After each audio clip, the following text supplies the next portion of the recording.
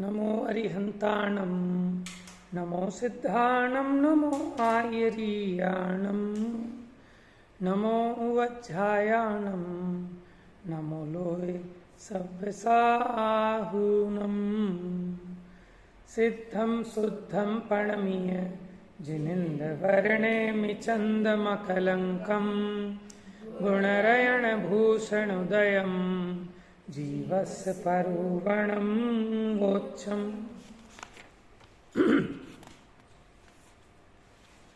तो कल हमारी चर्चा चौथे गुण स्थान की छह उपशमिक सम्यक्तों की चली थी कि 7 प्रकृतियों का उपशम होने से औपशमिक सम्यक्त और उन्हीं 7 प्रकृतियों का क्षय होने से क्षयिक सम्यक्त होता है, और द्वितीय यानी अप्रत्याख्यानावरण कषाय के उदय के कारण वहाँ असंयतपना होता है। दूसरी कषाय का उदय है ना, दूसरी कषाय चोकड़ी अप्रत्याख्यानावरणी, उसके कारण क्या होता है, वहाँ संयम नहीं हो पाता। लेकिन असंजदो होदि सम्मोह्य, इसलिए वह अविरत सम्यक्त यानी असंयत सम्यक्त गुणस्थान कहलाता है।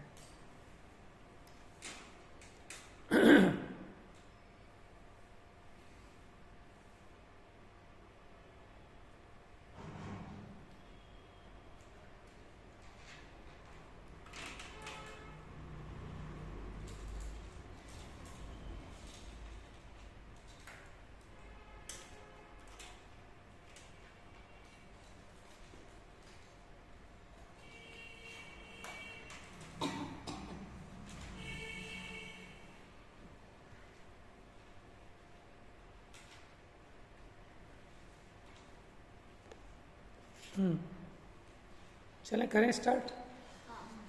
बच्चे आ गए ना सब। सम्मा इत्थि जीवो, इसका मतलब क्या हुआ, सम्यक दृष्टि जीव। ठीक है, अभी सम्यक दृष्टि जीव की बात चल रही है। ओ इत्थम पवयणम तु सद्यहदि, उविट्ठम माने उपदिष्ट। अब तो बार बार आ रही हैं चीजें, ठीक है। उपदिष्ट पवयणम तो सद्यहदि यानी उपदेश दिए जाने पर प्रवचन की श्रद्धा करता है।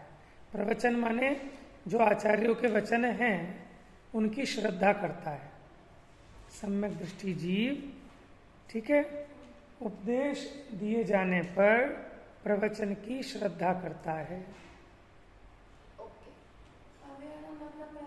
हाँ, प्रवचन माने प्रकृष्ट वचन, गुरु परंपरा से आए वचन, आचार्यों के वचन।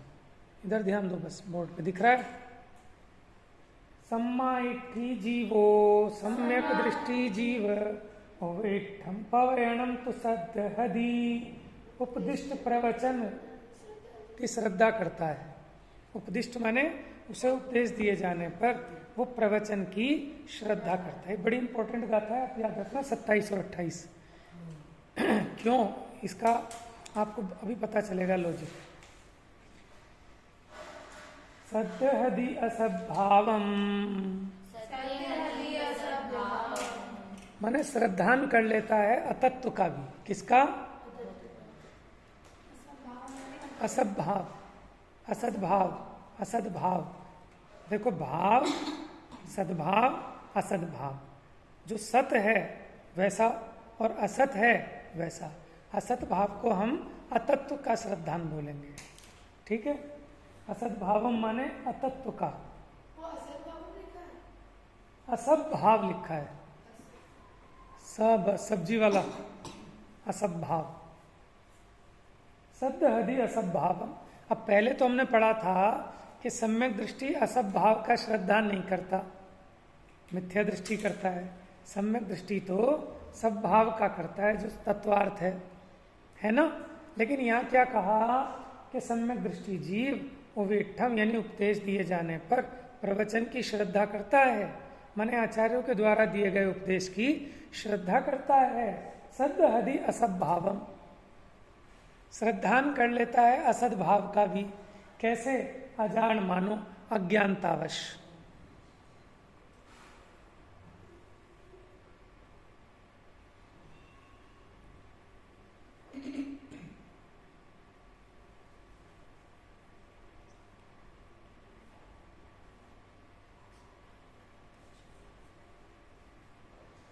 अज्ञानतावश, गुरु नियोगा माने गुरु के निमित्त से या गुरु के नियोग से।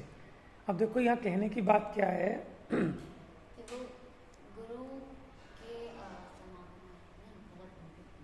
देखो इसमें ना दोनों बातें आ रही हैं, बताता हूँ, उसे सेकंड नंबर में बताऊंगा। सद्ध हदि असद्भावम, वो सम्यक दृष्टि उपदेश दिए जाने पर, ठीक है, प्रवचन की श्रद्धा करता है और कदाचित असद्भाव यानी अतत्व की भी श्रद्धा कर लेता है, लेकिन कैसे? अज्ञानतावश, गुरु के नियोग से, संबंध से, उपदेश से। देखो जैसे मैंने आपको किसी गाथा का अर्थ कुछ और बता दिया, जैसे, ठीक है, किसी गाथा का अर्थ जैसा नहीं था वैसा बता दिया और आपने भी श्रद्धा कर ली, लेकिन क्या मानकर कि सच्चे देव ने ऐसे ही बताया है, गुरुओं ने ऐसे ही बताया है, इसलिए हमें ये भी उसी के अनुसार बता रहे हैं। ध्यान से सुनना इस बात को, बहुत सेंसिटिव पॉइंट है ये। अगर गलत अर्थ समझा तो फिर गड़बड़ होगी। क्या मैंने कोई अर्थ गलत कर दिया, ठीक है, लेकिन जानबूझकर गलत नहीं किया, और आपने भी उसको ये ग्रहण कर लिया ऐसा जानकर कि ये सर्वज्ञ के वचनों के अनुरूप हैं। समझ में आया? लेकिन वो सही नहीं था, गलत था। यहां ये कह रहे हैं सद्ध हदि असद्भावम, कि श्रद्धान कर लेता है अतत्व का। कैसे? अजान मानो, अज्ञानता में, गुरु नियोगा, गुरु के नियोग से, गुरु के निमित्त से। इसका मतलब गुरु से भी गड़बड़ हुई है। क्या कहा? कि गुरु से भी गड़बड़ हुई है। नहीं तो ऐसा भी है कि गुरु ने तो सही बताया, लेकिन आपने दूसरे तरीके से ग्रहण कर लिया और आप ये मान रहे हैं कि ऐसा ही सर्वज्ञ भगवान का कथन है, ठीक है, तो भी आप सम्यक दृष्टि हैं। क्या कहा? तो भी सम्यक्त्व का नाश नहीं होता। इसलिए कहा कि कदाचित सम्यक दृष्टि जीव जो उपदेश के अनुसार प्रवचन का श्रद्धान करता है, सद् हदि असद्भावम, श्रद्धान कर लेता है अतत्व का भी। कैसे? अजान मानो, गुरु नियोगा, अज्ञानतावश, गुरु के नियोग से।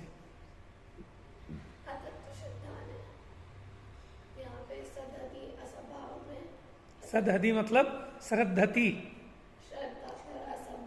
असत भाव यानी अतत्व, ज्ञप्ति। बहुत इंपॉर्टेंट बात है ये। माने इसमें ये बात है कि सम्यक दृष्टि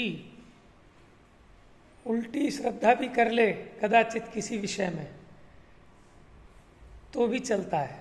चलता है माने उसका सम्यक दर्शन नहीं छूटता, उसका रीजन है।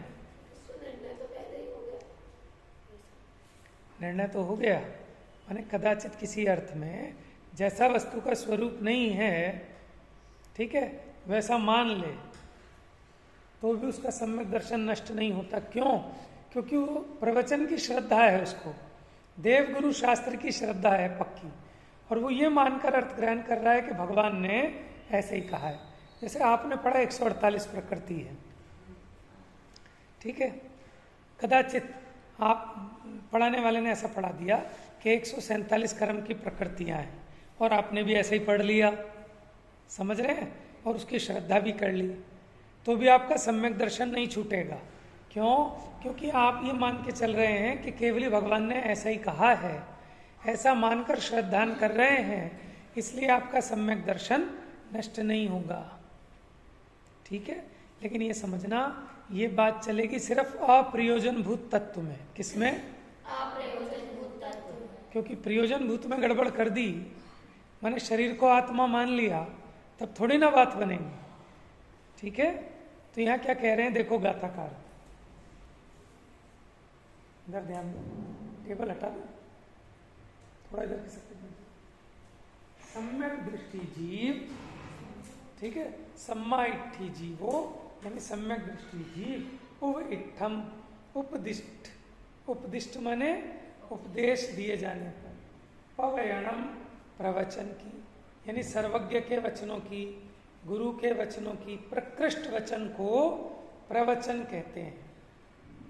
तू सद्हदि, उनकी श्रद्धा करता है। सद्हदि असत भाव, असत भाव की भी श्रद्धा करता है। असत भाव माने अतत्व की।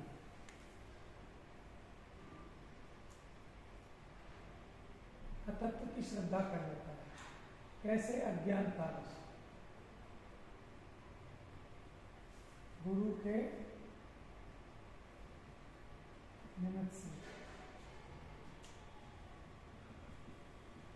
ठीक है, ये एक स्पेसिफिक बात बताई कि सम्यक दृष्टि कदाचित किसी अतत्व की भी श्रद्धा कर लेता है अपनी अज्ञानतावश गुरु के नियोग से। तो अब कोई पूछे इसमें गुरु की गड़बड़ है क्या? हो भी सकती है।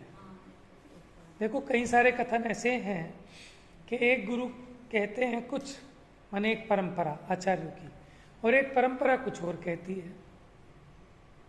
जैसे मैंने अभी आपको प्रथमोपशम सम्यक्त वाली गाथा पढ़ाई थी, उसमें दो परंपराएं हैं। एक के अनुसार द्वितीयोपशम में भी कहा था, हाँ 19 नंबर की गाथा थी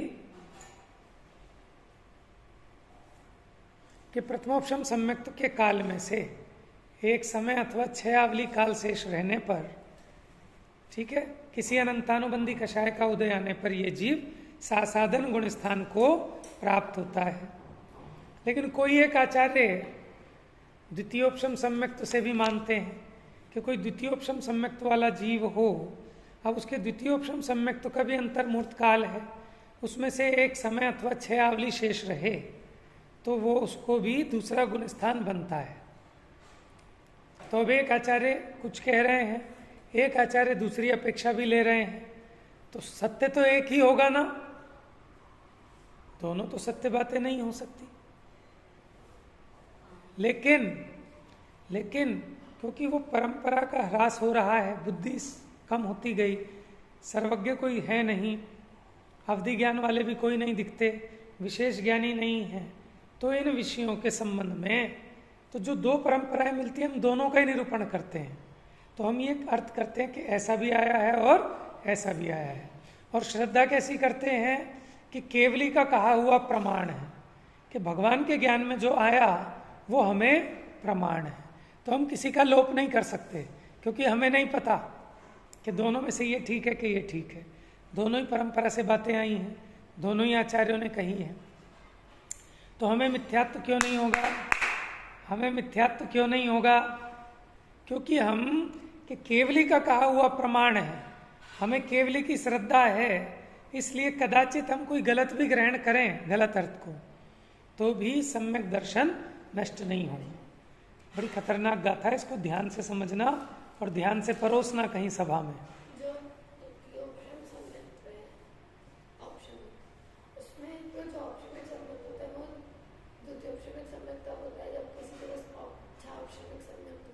और श्रेणी चढ़ना है, उपशम श्रेणी चढ़नी है, तो वो उसमें कन्वर्ट होता है औपशमिक सम्यक्त में। लेकिन उस औपशमिक सम्यक्त का काल भी अंतर्मुहूर्त है। श्रेणी चढ़नी 8वां 9वां 10वां।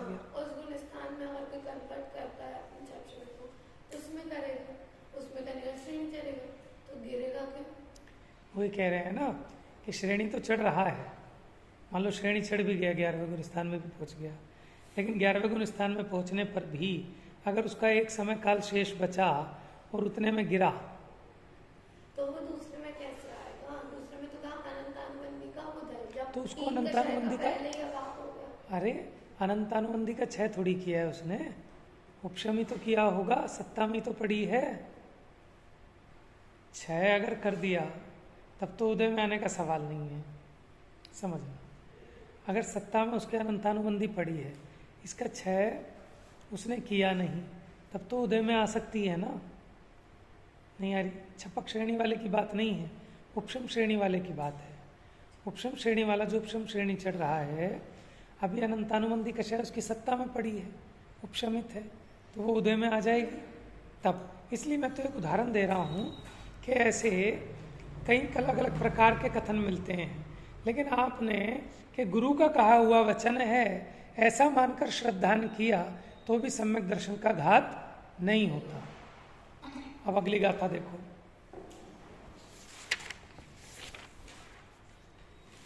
लेकिन लेकिन परंतु, टोडरमल जी वाला परंतु। अब उसके बाद दूसरी गाथा है, सुत्तादोतम सम्मम।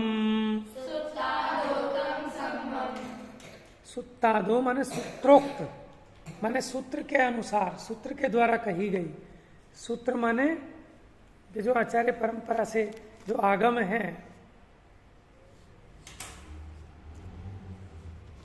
तम सम्मम, सम्मम माने सम्यक प्रकार से, दर्शिजंतम दर्शाए जाने पर, दर्शिजंतम माने दर्शाए जाने पर, दर्शाए जाने पर माने दिखाए जाने पर, समझाए जाने पर। जदाना सद्दहदी, यदि नहीं श्रद्धान करता, सोचेव हवई मिच्छा। मतलब सम्यक प्रकार से। सम्यक शब्दों पे आप लिख लो ना छोटे छोटे। सुत्तादो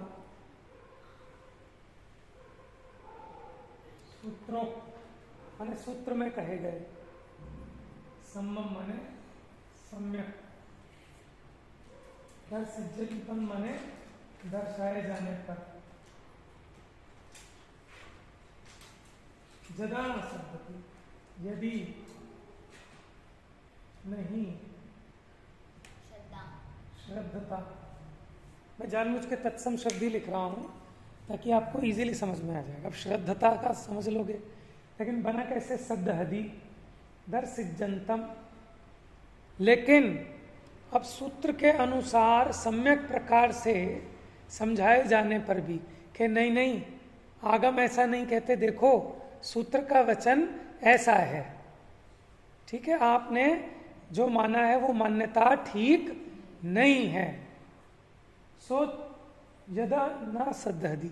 लेकिन अगर फिर भी उसका सही श्रद्धान नहीं करता, पहले उसने गलत ग्रहण कर लिया था, लेकिन अब सूत्र के द्वारा दिखाए जाने पर, आचार्य के द्वारा सही समझाए जाने पर भी अगर वो सही श्रद्धान नहीं करता, तो क्या होता है, सोचेव हवई मिच्छा इट्ठी जीवो तदो पहुदी, उसी समय मिथ्या दृष्टि हो जाएगा। क्या गजब की बात है। क्यों कि पहले जो उसने माना था वो तो ये मान के माना था कि भगवान ने ऐसे ही कहा है। देखो जैसे मैंने आपको कोई चीज गलत पढ़ा दी, ठीक है, और मैंने अज्ञानतावश गलत पढ़ा दी, और ये मानकर कि सूत्र का ऐसे ही अर्थ है, भगवान की वाणी में ऐसे ही आया है, तो भी मैं पाप का भागी नहीं हूं, माने मेरा मिथ्यात्व तो नहीं होगा। और अब मुझे पता चल गया प्रमाण से कि नहीं नहीं, मैंने जो पढ़ाया है वो सही नहीं है, ऐसा ठीक है, और फिर भी मैं उसको नहीं मानूं कि नहीं नहीं ऐसा नहीं है, मैंने जो कहा है वही ठीक है, तो उसी समय वसु झूठ से ती नरक पहुंचा, कि उसी समय नरक में चले गया उसका सिंहासन। समझ में आया? तो इसलिए कदाचित हमसे कोई गलत चीज ग्रहण भी हो जाए, लेकिन जो ही हमको समझ में आए तुरंत हमें सुधार कर लेना चाहिए और दूसरों को भी बता देना चाहिए। जैसे सीता ने गलती की थी कि एक मुनि और एक आर्यिका, माने अपने गृहस्थी के भाई बहन थे और कोई चर्चा कर रहे थे, तत्व चर्चा। उसने क्या उड़ा दी कि उनके सील में दोष लगा दिया, देखो ये मुनि आर्यिका गलत है, मुंह में पेन पूरा डाल लो, रख दो नीचे पेन, ये मुनि आर्यिका ठीक नहीं है। ठीक है, उसने फैला दी बात, लेकिन फिर उसको तुरंत ही ये एहसास हो गया कि अरे अरे मैंने गलत किया, ये तो ऐसा नहीं है। फिर उसने एक एक घर में जा जा के कही कि मेरे से बहुत बड़ा अपराध हो गया, मैंने गलत दोष लगाया, मैंने गलत दोष लगाया। उसके बावजूद सीता को माने ऐसा पाप कर्म का उदय आया कि 3-3 बार उसको घर से निकाला गया। समझ में आया? तो इसलिए गलती हो जाए ना, पहले तो कोशिश करनी चाहिए गलती ना हो, कदाचित हो जाए तो तुरंत उसका सुधार कर लेना चाहिए। ठीक है, मैंने एक दिन बताया था नादव्वो, नादव्वो का मैंने कह दिया था कि नहीं होता, तो अर्थ तो ठीक था, भाव ठीक है, भाव में मिस्टेक नहीं है, लेकिन उसका शाब्दिक अर्थ सही नहीं था, क्योंकि नादव्वो का मीनिंग होता है जानना।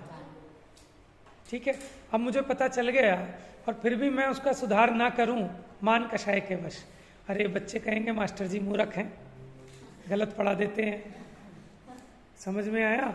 तो क्या होगा कि उसी क्षण ये जीव मिथ्या दृष्टि हो जाएगा। या यहां समझ लो कि महापाप का बंध होगा।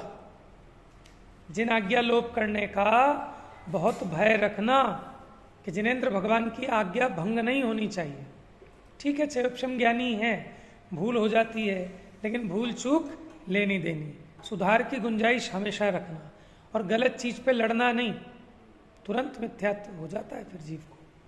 तो अब क्या समझ में आई पहली में कि कदाचित ज्ञान की हीनता के कारण अज्ञानवश अतत्व की भी श्रद्धा कर ली सम्यक दृष्टि में, लेकिन सुत्तादो तम सम्मम, अब उसे सूत्रोक्त सम्यक प्रकार दर्शनजिंतम दर्शाए जाने पर भी जदाना सद्धहदी, यदि नहीं श्रद्धता माने सही उपदेश को, सही तत्व को श्रद्धान नहीं करता, सो चेव हवई मिथ्या इट्ठी, तो वह मिथ्या दृष्टि हो जाता है। कब? तदो पहुदी, पहुदी माने प्रभति, प्रभति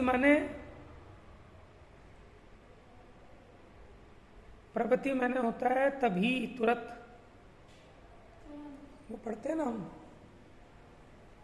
एक स्तुति पढ़ते हैं बड़े पंडित जी की, उसमें आता है एक शब्द इसका, जैसे संप्रति कोई आहो अपरिमित परम शांत मन में जागी।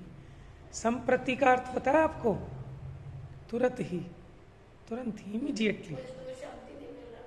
नहीं, इसमें नहीं, मैं बता रहा हूं संप्रति, पढ़ा है ना संप्रति।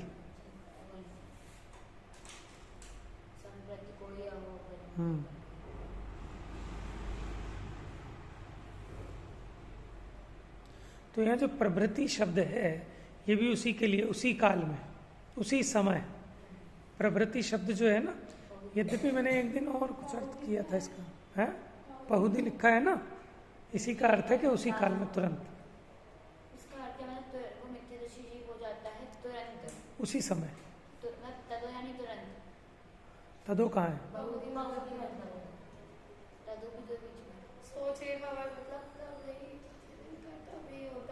तदा, हाँ, तदा भी काल के लिए, उस काल में।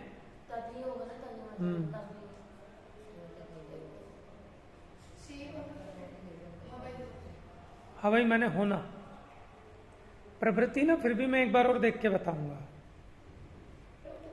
प्रवृत्ति का मतलब इत्यादि भी होता है वैसे। हाँ, प्रभृति, प्रभृति। तदो का अर्थ क्या है? तदो माने तब, हाँ, जदो तदो, हाँ।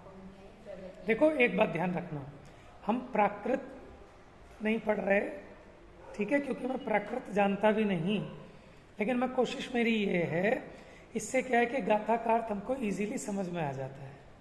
ठीक है, मैं मान के चल रहा हूँ कदाचित मैंने उस शब्द का अर्थ गलत भी बताया हो, लेकिन गाथा का भाव बिल्कुल सही निकलेगा उससे।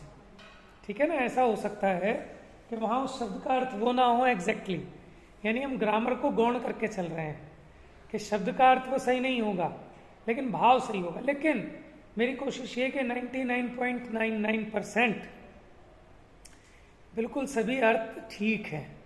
ठीक है, कदाचित कोई ऐसा होगा तो 0.1% ऐसा हो सकता है, वो भी ज्यादा गहराई में जाओगे तब। है सा मैंने वह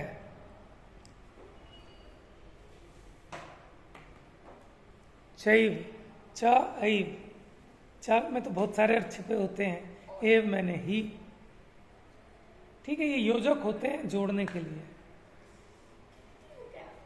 तो हम तो वोकेबुलरी पर जा ही नहीं रहे।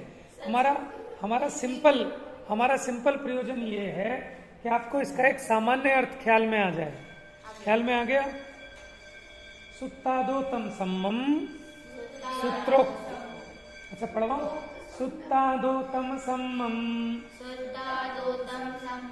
दर्शिजन्तं जदान सद्हदि।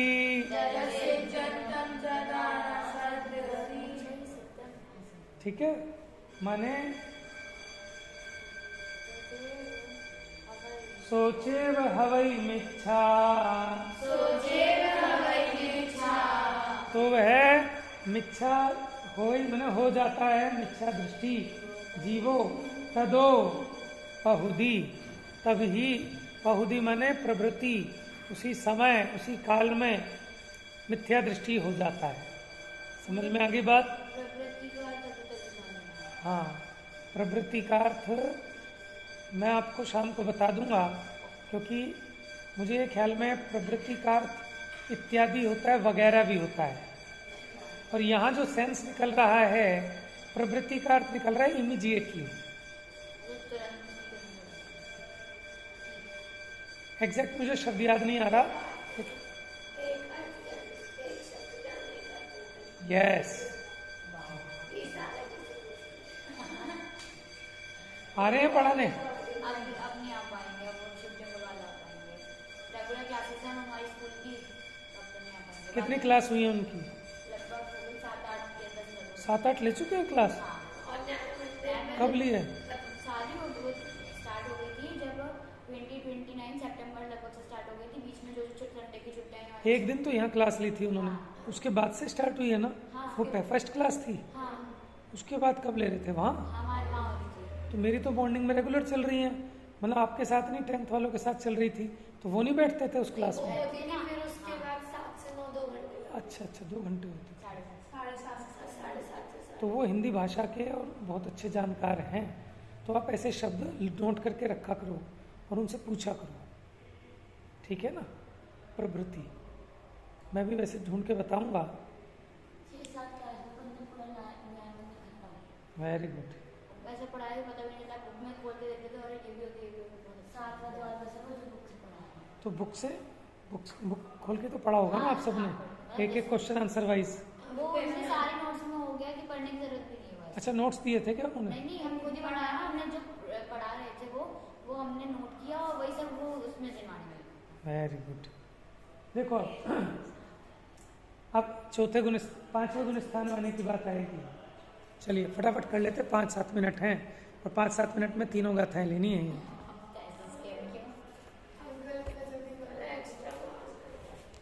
नो इंद्रियेषु विरदो,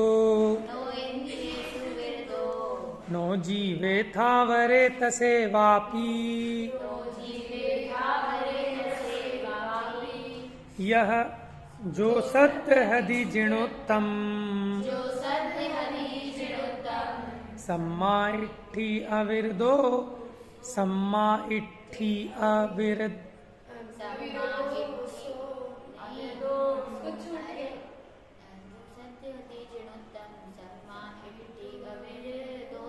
हाँ, अविरदोस ऐसा करना पड़ेगा। नो इंद्रियोस, नो मने ये नहीं है, इंद्रियों से विरक्त नो। ये प्राकृत में भी नो इंग्लिश वाला समझ लो, नो नो नो, इंद्रियों से विरत है, नो नहीं। नो जीवे थावरे तसे वापी, और स्थावर जीवों की हिंसा से भी विरत नहीं है। तसे माने त्रस और स्थावर जीवों की हिंसा से भी विरत नहीं है। बस जो सद्दहदी जिणोत्तम। एक मिनट, वापी मतलब हिंसा है क्या ना? वापी हिंसा थोड़ी है। तसे माने त्रस, थावरे माने थावर, वा माने अथवा, अपि माने भी, माने उससे भी विरत नहीं है। वा और अपि, वा संस्कृत में क्या होता है? वा अपि, हाँ। अब हिंसा इसमें लिखा नहीं है, माने त्रस और स्थावरों से विरत नहीं है। क्या त्रस और स्थावरों से? उनकी हिंसा से ही होना चाहिए। जल्दी देखो फटाफट। जो सद्द हदि जिणोत्तम, जिणोत्तम माने जिनोक्त। जिनोक्त क्या है? जिनेन्द्र भगवान द्वारा कहा गया जो तत्व है, प्रवचन है, उसकी श्रद्धा करता है। सम्मा इट्ठी अविरदोषो, वो सम्यक दृष्टि अविरत है। यानी अविरत सम्यक दृष्टि है। अब तो पढ़ाने की जरूरत ही नहीं, आप लोगों को तो इतना समझ में आने लगा। नो मैंने इंद्रियेषु यानी इंद्रियों से विरक्त नहीं। और जो विरध है ये मध्य दीपक समझ लो, इसके पहले वाले के लिए भी है और आगे वाले के लिए भी। तो विरक्त नहीं इंद्रियों से, और नो जीवे थावरे स्थावर और त्रस्त, स्थावर और त्रस्त जीवों की हिंसा से भी विरत नहीं है। जो सद्दहदि जिनोक्तम जिनोक्त पदार्थों का श्रद्धान करता है, सम्माइठी अविरदोषो, वो अविरत सम्यक दृष्टि है। ठीक है, क्लियर?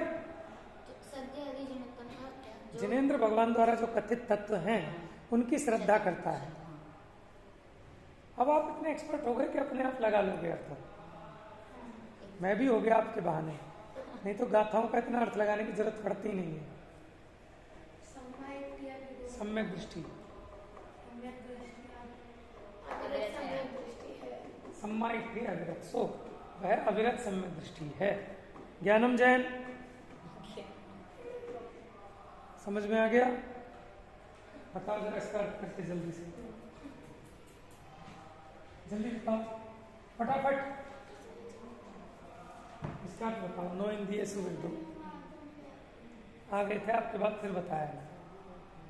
नो मैंने नहीं, इंद्रियेषु विरक्त, इंद्रियों से विरक्त नहीं है, और स्थावर और त्रस्त जीवों की हिंसा से भी विरक्त, इंद्रियों से विरक्त नहीं है माने 5 इंद्रिय के विषयों का त्यागी नहीं है, और तसे माने त्रस्त और स्थावर जीवों की हिंसा का भी त्यागी विरक्त नहीं है। लेकिन सद्दहदि जिनोक्तम जिनेंद्र द्वारा कहे गए तत्वों का श्रद्धान रखता है, वो अविरत सम्यक दृष्टि है।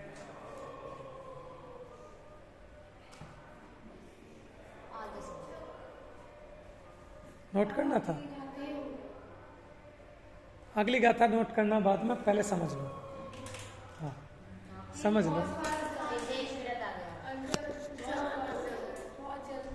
कहाँ फास्ट चल, घड़ी देखो कितनी फास्ट चल रही है।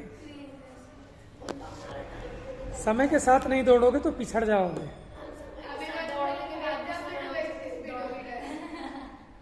2x की स्पीड पे ही सुनता हूँ मैं भी प्रोग्राम। मैं सुबह से 4 बजे उठ जाता हूँ। हाँ 3 साढ़े 3 के बाद ऑटोमेटिक खुल जाती है। तुम्हारी भी खुल जाती है? नहीं खुलती है। ये प्रॉब्लम नहीं तो बहुत अच्छी बात है। क्या अच्छी बात है? और क्या? कोई बात नहीं, देखो कोई बात नहीं, अभी दौड़ लो फिर आराम कर लेना, ये 2-4 साल है। ठीक है, देखो बहुत आसान है। चलो पढ़ो फटाफट। पच्चक्षाणुदयादो ज्ञानम, बेटा तेरे को ध्यान से समझ ले। पच्चक्षाण उदयादो, पच्चक्षाण क्या होता है? प्रत्याख्यानावरण। पच्चक्षाण माने के उदय में संयम भावो न होदी न वरिमति, संयम भाव नहीं होता, संयम भाव नहीं होता। प्रत्याख्यानावरण कषाय क्या करती है? संयम का घात करती है। समझ में आया? नवरिम तू थो वदो होदि तदो, थो माने थोड़ा, थो माने थोड़ा, थोड़ा लिटिल, स्मॉल और लिटिल में डिफरेंस है। हाँ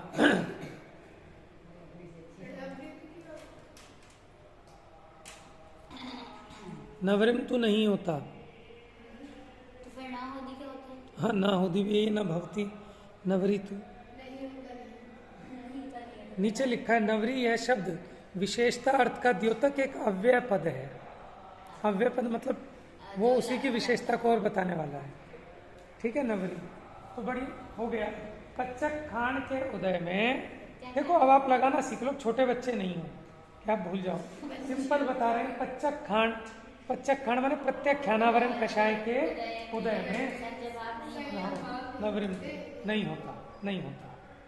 संयम भाव, क्योंकि वो संयम का घात करता है। थो वदो होदि तदो, थोड़ा, थो माने थोड़ा, व्रत।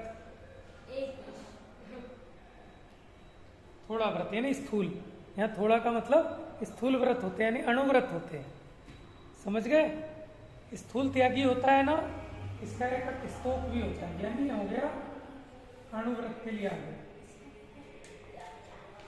थो वध कौन से हैं? वध माने व्रत, थो माने थोड़े यानी स्तोक, इसके लिए स्तोक शब्द भी आता है। सीख लो नया शब्द है। ऑर्डर मुझे लिखा है सब विज्ञान चंद्रिका को टीका में। थो वध होदि तदो, लेकिन फिर भी थोड़े व्रत होते हैं, माने जो प्रत्याख्याना वर्ण है वो सकल संयम का तो घात करती है, लेकिन देश संयम का घात नहीं करती, क्योंकि है तो वो सर्वघाती प्रकृति। लेकिन जो अप्रत्याख्याना वर्ण कषाय थी वो दब गई, यानी उसका हो गया उदयाभावी क्षय, जो देश संयम नहीं होने देती थी। अप्रत्याख्याना वर्ण कषाय का उदयाभावी क्षय है। और ये जो दूसरी प्रकृति है आपकी प्रत्याख्याना वर्ण, इसका उदय है। तो यहाँ पर भी क्षयोपशम रूप भाव बनता है चारित्र का। तो यहाँ क्या हुआ, सकल संयम तो नहीं है, लेकिन थो वधो तदो होदी, फिर भी थोड़े व्रत, थोड़ा संयम, थोड़ी विरक्ति होती है। देश वधो होदी पंचमो, इसलिए ये 5वें गुण स्थान वाला देश विरति कहलाता है। तो 5वें गुण स्थान वाला जीव क्या है?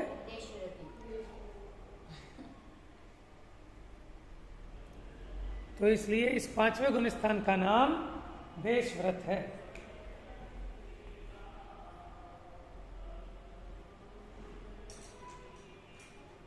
पंचम गुण स्थान नवरी हो गया।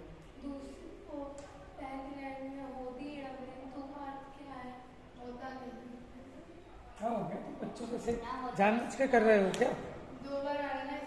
तो बताया तो था अभी, पढ़ के बताया। नवरी जो है अव्यय पद है, विशेषता का द्योतक है, उसी बात को और ज्यादा कह रहा है। तो भाई नहीं करना, नहीं करना, तो पहले नहीं का क्या मीनिंग, दूसरे नहीं का क्या मीनिंग? नोटी हो रही हो अब तुम, नोटी बच्चे होते हैं मिस्चीव। ये चाह रही छुट्टी हो जाए, मैं पढ़ाओ। मैं ये चाह रहा था कि आज 1.5 घंटे क्लास लूँ। अब व्यक्ति को स्कूल छोड़ने जाना है, इसलिए मैं ऑफ कर रहा हूँ, नहीं तो आज 10 गाथाएं करनी थी मुझे। संडे की बात थी, संडे हो गया खत्म। भगाया जा रहा है इसलिए क्योंकि कोर्स कंप्लीट करना है आपको, और बहुत चीजें पढ़ानी है, टाइम नहीं है। क्या समझ नहीं आ रहा मुझे? समझ आ रहा है, आप ये चाह रहे हो कि उसी तरह चले। वो स्वाध्याय होता है जब आपका ये हो जाए, जब आप फुर्सत में हो, उसके लिए होता है, क्योंकि टाइम लिमिट होता है।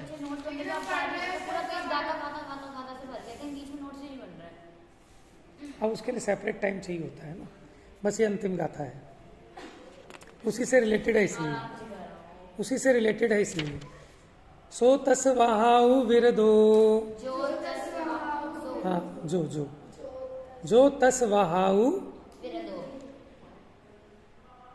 माने तस, त्रस, वहाउ माने उनके वध से विरध है, माने उनकी हिंसा से विरध है। जो त्रस की हिंसा से विरध है। अविरध ओ तह यथावर वहादो, लेकिन स्थावर की हिंसा से विरत नहीं है, क्योंकि स्थूल व्रत किसको कहते हैं? अणुव्रत में क्या होता है कि त्रस हिंसा का तो त्याग, त्रस हिंसा को त्याग वृथा था वर न संगार, कि त्रस हिंसा का तो त्यागी है, लेकिन थावर हिंसा का त्यागी नहीं है, लेकिन बचने का प्रयत्न करता है। एक समय में ही जीवो, क्या है? एक समय में ही, एक समय माने एक ही साथ, इसका त्यागी है और इसका त्यागी नहीं। त्यागी है और अत्यागी, यानी संयम है और असंयम है, इसलिए इसका नाम विरता विरतो भी हो गया। क्या हो गया?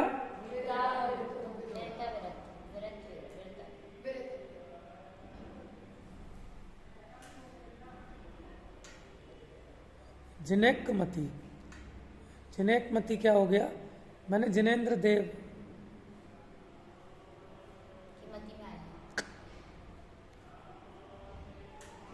जिनेकमयी माने जिनेन्द्र भगवान में एक मत है। वो एक मत है माने जिनेन्द्र में उनको श्रद्धा है।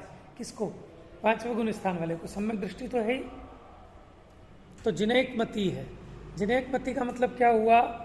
जिनेंद्र में जिसका एक मत है, माने जिनेंद्र में श्रद्धा है, तो वो एक समय में ही विरत भी है और अविरत भी है। विरत की अपेक्षा त्रस हिंसा का विरत है, लेकिन अविरत की अपेक्षा इस आवर की हिंसा से, तो वहां शब्द जो आया है ना, ये हिंसा के लिए समझ लेना वध से बना है। ये शब्द वध से बना है, ठीक है। गाथा पढ़ लो। जो तस वहाउ विरदो,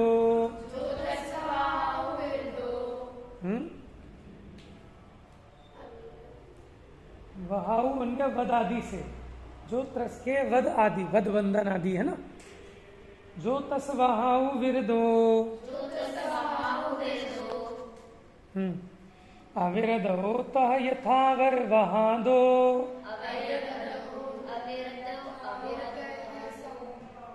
अविरदो तह यथावर वहां दो।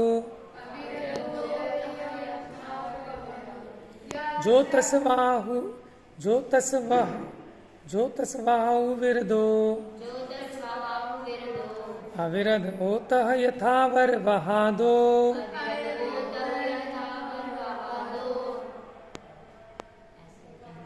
एक समयम ही जीवो, विरदा विरदो जिणे कमई, माने जिनमें एक मत है, उसकी मति जिनेंद्र के कहे हुए तत्व में श्रद्धान करती है।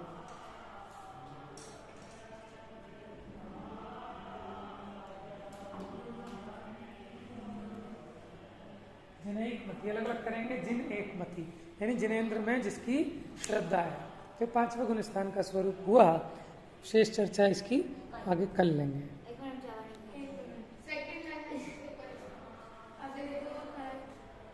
एक समय में ही जीवो, एक ही समय में वो विरत भी है और अविरत भी है। किसकी अपेक्षा विरक्त है? ज्ञानम, और कोई नहीं बताएगा। वो विरक्त भी है और अविरत भी है, पांचवें गुण स्थान वाला। ऐसा कैसे हो सकता है? या तो विरत होगा या अविरत होगा, माने त्यागी भी है और त्यागी नहीं भी है। कैसे बताओ?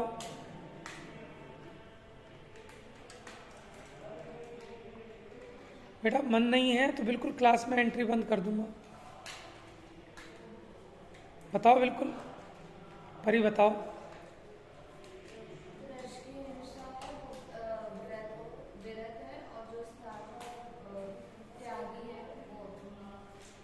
स्थावर हिंसा का त्यागी नहीं है, इसलिए स्थावर हिंसा की अपेक्षा अविरत है, और त्रस हिंसा का त्यागी है, इसलिए विरक्त है। आ रही है बात समझ में? आप समझना नहीं चाह रहे, आपने सरेंडर कर दिया, मुझे ऐसा लग रहा है। जब आदमी सरेंडर कर देता है ना कि अब मुझे समझना नहीं है, ओवर हो गया टाइम, तो फिर समझ में ही नहीं आता। और वही काम ये भी कर रही है आज्ञा। नहीं, भूख तो तुम्हें बहुत ज़्यादा लगती है, फिर तुम मोटी हो जाओगी एकदम।